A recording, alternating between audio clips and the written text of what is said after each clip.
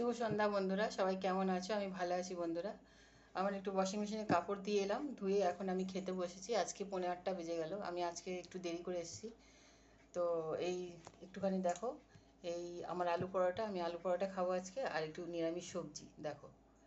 এই দিয়ে আমি ডিনারটা সারবো। বন্ধুরা সবাই তোমরা 8টার আগে খাওয়ার চেষ্টা করো, এটা শরীরের জন্য অনেক ভালো। এমনিও আমি আমার সর্দি কাশি জ্বর একটু কম হয়।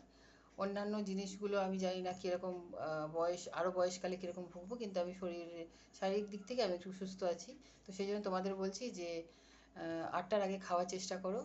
আর ডিনারটা যদি আগে খাও, পরে অন্যান্য কাজগুলো করো, ডিনারটা আগে করে নিও, সব পরিবারের ডিনারটা আগে করে নিও। আমি একাই খাই, কেন আমার ছেলে একটু দেরি করে আসে, সেই জন্য আমি একাই বসে খাই। তো তোমরা সবাই ভালো থেকো, সবাইকে শুভরাত্রি, টাটা।